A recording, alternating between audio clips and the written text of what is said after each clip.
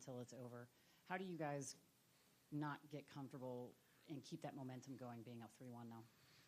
Yeah, I mean, it just goes back to the mentality of our team. I feel like we've been really good lately just in working well, and then also just staying right in the moment and not looking too far ahead. So for us, again, it's the hardest game of the season when you got to end a team's year. So for us, we got to go into it with the same mindset and make sure that everybody's on the same page, because obviously they're going to give us everything they got. Cale, you made your NHL debut in the playoffs. Kovalenko played his first NHL game today. Do you kind of go back on that experience and talk to a young guy like that, or do you kind of stay away from him, or like, what's kind of your, I guess, technique there? Yeah, no, I'm not filling him in about my experience, really. I think for a guy like that, I think for me, especially, it was just kind of fun to experience the moment and just take it all in yourself. I don't think any of you guys kind of telling you what to do. So for him, it was awesome. I felt like he did some good things tonight, and hopefully maybe he'll be around more. We'll see. But yeah, at the end of the day, I felt like he had a really good first game. It's tough to come into the playoffs and do that. So I thought that line played well. Okay, I'm going to make another effort on your goal there. Well, I appreciate your humility when you get up ahead of steam and go coast to coast. Are you thinking the whole time, I hope I get lucky here, or what? Not necessarily. I mean, you're not thinking about that in your head. I think for me, it's just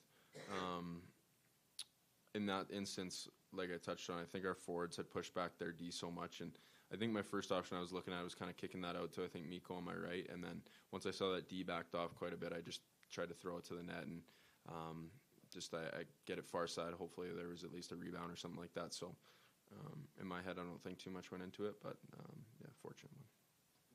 Thanks, guys. Thanks, guys.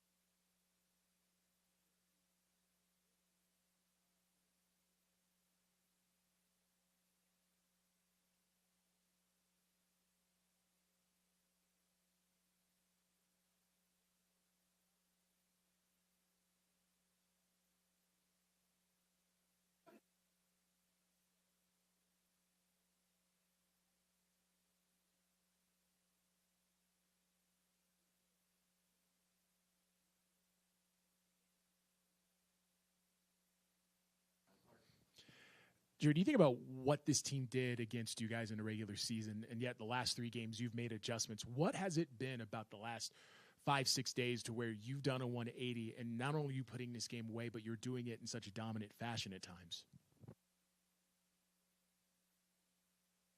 And then we were kind of like a no-show for the last 2. Give them credit. They played really well in both those games, but we didn't really show up to play for whatever reason. And like, the guys are fully committed to playing the right way and playing hard and competing hard throughout our lineup, and that's the difference for us. Coach, it seems like you guys are getting better by the game. I guess, 1, do you see it that way? And 2, in your eyes, how much better do you guys still need to be to get this closed out? Well, we'll have to be better. I think I've really liked all 4 games from our group, though. All 4. We made some mistakes in game 1. We made less in game 2. We made less in game 3. We probably made less here tonight on the defensive side of things. But our compete level and the intensity that we're playing with, the speed and pace we're playing with, the commitment that the team's playing with has been great in all 4 games. So sometimes you get the results, sometimes you don't. It's a game of mistakes. Sometimes you can cover them up, sometimes you can't. Yeah, so we got to keep doing what we're doing. But the last one is always the toughest one to get, so we'll have to be better. Evan? I guess, 1, is there an update on Kiviranta? And then 2, Kovalenko comes in, no practice time. What kind of goes into that decision, and how do you think he performed, all things? Yeah, so Kovalenko coming off a really strong game the other night in the American League. He's had time to go through systems there. They play the same way we do. He's had time to absorb that, get some coaching, go through practice time, game reps. I mean, he's played important games, right? KHL playoffs. Now he's in the playoffs in the American League. We've liked what we've seen. would like to get a look at him in regular season, but he came over injured, right? Got hurt in the last game. So we wanted to give him a look. I mean, he plays the right side as a left shot. He's a competitive guy. So that's why we called him up. We feel like he's a good option to be able to step in and help, and he did. I liked his minutes. He didn't play a lot, but he was responsible, took care of the puck. He has a physicality to his game. He's not scared of the moment. He's excited to be here. So I thought it was a good kind of replacement for Kivy, who's out day-to-day right now with lower body injury. Jared, last week, Val had 2 goals against Edmonton. It was a game where both teams were kind of letting up before the postseason starts, and you threw him out there a lot late in the game trying to get him that third one. Now it's the playoffs. You guys are playing again in 2 nights, and these games usually are a lot more physical. Was it an easy decision to just let him continue to stay out there and, let the team rally around something like that? Those guys have done such a nice job for us. I'm talking Mac, Miko, Kale, Taser, amongst others, and Lucky and Val on the 5 versus 6. They know it. They've been dialed into it. We've been, tweaking things and going through things for, 6-7 years now, right? We have a lot of new faces that are, getting reps in that situation. And I also, part of it is, those guys drive the bus, right? It's not just because they're good defensively, because we've got other good defensive players that can do that job, but those guys also get rewarded with points with the empty net, and it's part of it. You want your top guys feeling good. You want them in situations where they can pick up points and score goals. And for tonight, with Val, if he's good, he's got 2. He's going to stay out there because he's such a trusted player. If he wasn't a trusted player, I'd have made a change, But all those guys have done such a nice job in that situation over the years that, you got to go with them. You got to go with your top guys. Coach, you had said that, now's playing your best hockey at the right time. And Val, 9 points before that Edmonton game and got hot, staying hot. Is this the epitome of your team playing their best hockey at the right time? Well, we're playing well. I mean, starts with the effort and the consistency and the discipline, and he's one of those guys, right? You always need your best players to show up in the biggest moments, and he's certainly one of our best players. And he's had a great series so far. Lots of guys have. I don't have a lot of complaints. When I go through our lineup and how our guys playing, they're playing to their identity. Take the Trenton line tonight. They were working competitive, tenacious, relentless puck pursuit. They draw 2 penalties, So the top guys get out there. They get a big power play goal, but that's set up by the Trenton line's work and their checking details and their work up the ice. They're making it hard on Winnipeg, and throughout our lineup with our work. So it's, I'm seeing what I want to see. I just want it to continue. Jared, from a media standpoint, it's a little bit of a challenge to know how Val is doing. He declined interviews after the hat trick tonight, but on a personal level, just how has he been since rejoining the team, and is that a reflection of his play, just of how he's feeling, off the ice? Yeah, I mean, he's doing great. He really is, right? So that's number one. You want guys to be in good mental health and taking care of themselves, and he's doing that. To be fair, he was playing really well when he wasn't in great mental health. So, but I just think long-term sustainability, that you want your guys feeling right and at ease away from the rink, and you want them to be having fun when they're coming to the rink, and they'll be more productive. And he's certainly doing that, but he's doing really well. Jared, we talked before Game 82 about guys resting and Val being one of those guys you wanted to see get going. Can you just describe the impact that he has on the offense when he is going? And also, does Lehkonen maybe get enough recognition for his contributions? That's an easy one. That's no. He does not. Yeah. I mean, if you really watch video and dissect video and look at how many plays that Lecky makes on any given night, on the offensive side, on the defensive side, he doesn't get anywhere near enough credit for what he does for our team. And he's so valuable to our team in every aspect: power play, penalty kill, 5-on-5, down goals, up goals, scores big goals. I mean, this guy's a relentless worker. This guy's a warrior.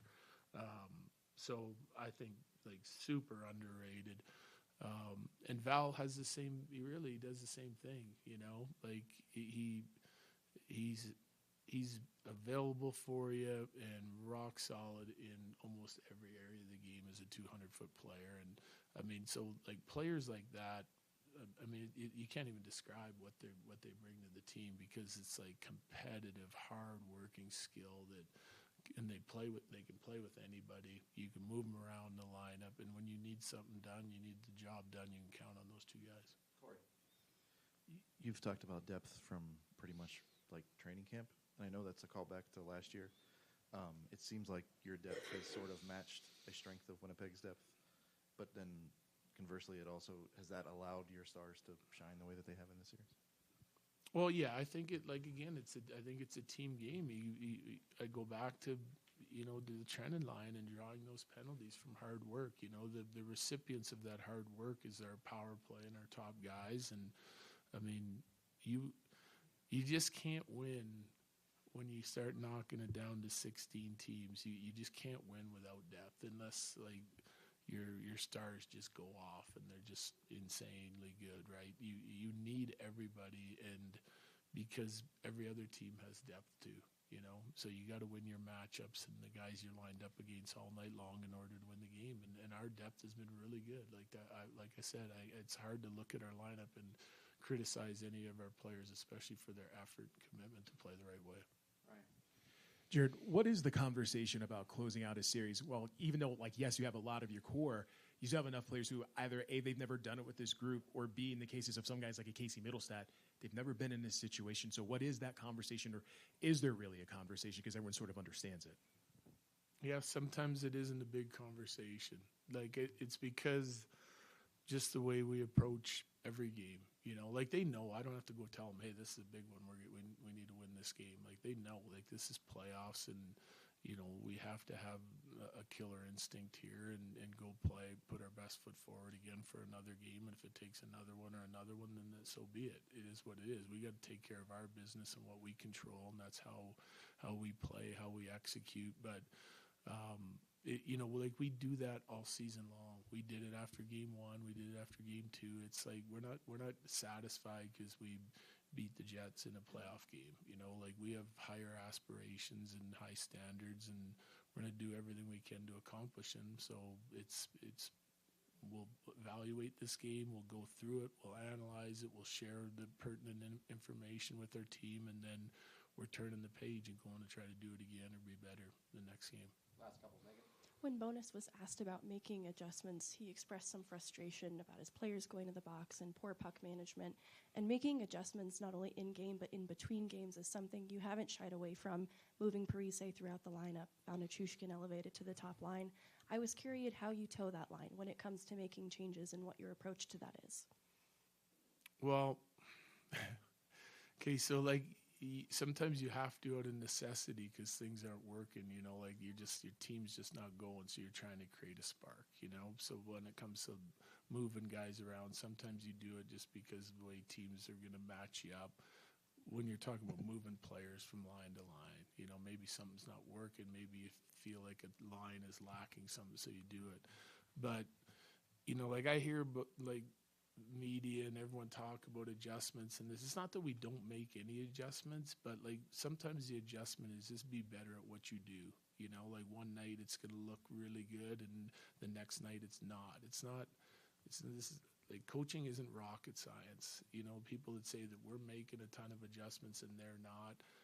I don't understand it. You're watching the game and you're trying to pick up on things that can help you, and you're trying to implement them in between periods and in between games. But like we like to stick to what we do. We have an identity. We know what it is. We just played 82 games to try to have success every single night, and we get to playoffs. Like we're not changing our systems in the playoffs based on what another team's doing. We can make adjustments and tweaks to it, and things we got to be aware of, and things that we see on the offensive side that we might be able to exploit. But it still comes down to execution and playing your best at the right times.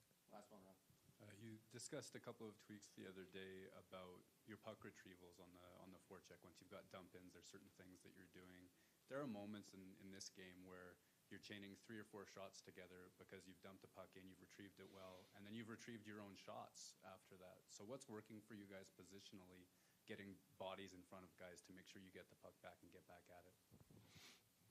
Yeah, well, there's some things working. I'm not going to go into too much detail, but it's still it's still effort based, and it's skating and work based, right? Like, so I said it after game 1, like that might have been as hard as I've seen our forward group as a whole, 12 guys work all season long, and they've continued that over 4 games. So tracking down loose pucks and trying to win races and playing in straight lines is just, it's the competitive nature of our group right now. Great. Thank you, Jared. Yep, thank you.